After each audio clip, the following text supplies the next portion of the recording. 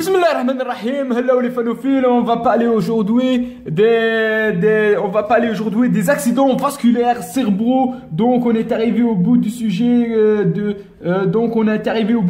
des cours concernant la neurologie. On va parler d'un sujet assez important, assez intéressant, c'est les accidents vasculaires cérébraux, abréviation AVC.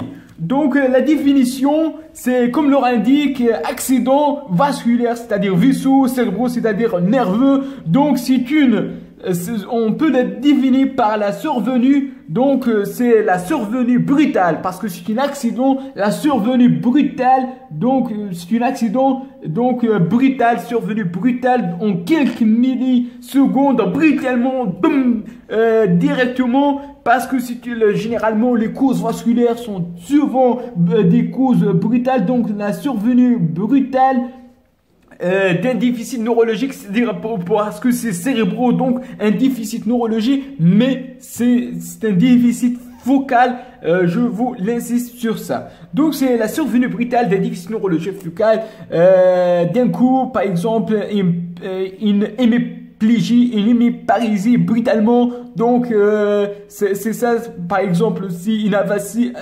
c'est-à-dire trouble du langage, donc une hémianopsie latérale homonyme, c'est-à-dire trouble visuel brutal. Donc tous ces syndromes peut définir une AVC. Donc une AVC, généralement on peut le classer toujours, on peut dire, mais on peut classer en deux choses. Tout le monde sait ischémie ou hémorragie. Mais avant de parler des classifications, aussi dans une petite note, ces déficits neurologiques focales et brutales sont généralement supérieurs, sa durée supérieure à 1 heure. S'ils sont moins 1 heure, on parle des transits, c'est-à-dire des accidents ischémiques transitoires, c'est-à-dire les AIT qui sont définis par la survenue brutale d'un déficit neurologique focal, mais au moins 1 heure et après sont lésions détectées en imagerie. Donc c'est la définition de la différence entre une AVC et une AIT. Aussi, l'AVC, en anglais, c'est stroke. Donc, on parle d'épidémiologie, un petit peu sur l'épidémiologie, on va parler quelque chose de l'importance. Donc, épidémiologie, on sait, épidémiologie, en France, à peu près 150 000 personnes chaque année sont atteints. 150 000, c'est quelque chose de grand. C'est le nombre d'un habitant d'une petite ville. Donc l'épidémiologie, c'est la première cause de mort dans plusieurs contrées. Donc c'est une première cause de mort, première cause de décès dans plusieurs contrées. Dans plusieurs pays tels que la Chine, donc plusieurs pays. Et lorsqu'on parle de China, on parle d'1 milliard de peuples. Donc c'est causé, et parmi les premières causes de mortalité, à peu près 750 000 personnes sont atteintes de stroke, c'est-à-dire d'AVC au niveau de l'Amérique. Donc c'est quelque chose de gravissime, quelque chose de très important. Donc c'est la première cause de décès dans certains pays. Donc première cause de décès dans certains pays. En Algérie, on estime dans 50 000 personnes sont atteintes de l'accident vasculaire cérébral. Donc l'épidémiologie, c'est quelque chose de très gravissime, avec une épidémiologie très élevée. Et d'ailleurs, les causes vasculaires sont parmi les premières causes de mortalité dans le monde. Deuxièmement, on va parler quelque chose de l'importance, quelque chose qui est important. On parle des facteurs de risque. Les facteurs de risque de l'AVC. Les facteurs de risque sont classés généralement en deux choses.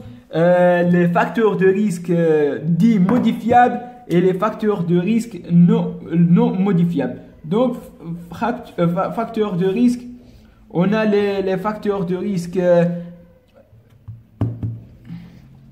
Donc, les facteurs de risque, on a les facteurs de risque modifiables et les facteurs de risque non modifiables. Parmi les facteurs de risque non modifiables, donc les facteurs de risque non modifiables, on a l'âge. Donc, les âges élevés, lorsqu'on partir dans l'âge, donc on est plus risque de faire les AVC. Donc, l'âge, généralement, les sujets âgés sont plus susceptibles, le sexe masculin aussi, les races, etc. Donc, c'est les facteurs non modifiables. Mais ce qui est important, c'est les facteurs de risque modifiables parce que on peut agir sur ces facteurs de risque, sur les facteurs de risque modifiables. Donc, on peut l'agir là-dessus. Premier facteur de risque qui est le plus important, c'est l'hypertension artérielle. L'hypertension artérielle avec 6 points. Donc 6 points pour l'hypertension artérielle. Tabac, 2 points pour le tabac, donc 2 points. Les causes cardiologiques, donc les causes telles que la fibrillation atriale, donc cardiologie aussi peut arriver jusqu'à 6 points pour les ACFA, c'est-à-dire les arythmies ventriculaires. Les AIT aussi sont facteurs de risque, donc 4 points. Contraception sont tous, etc. L'hyperlipidémie, sont pas grand chose. Aussi les troubles, les carotides disease, c'est-à-dire les maladies de la carotide. Donc, ce sont principalement, si on parle principalement, le tabac favorise l'athérosclérose, mais principalement facteur de risque, c'est l'hypertension. L'hypertension, c'est un majeur facteur de risque qu'il faut modifier. Donc, on est arrivé en fin de première partie concernant les AVC. Donc, n'hésitez pas de partager, aimer, aider. Et on va parler dans la prochaine fois sur les AVC hémorragiques et les AVC ischémiques.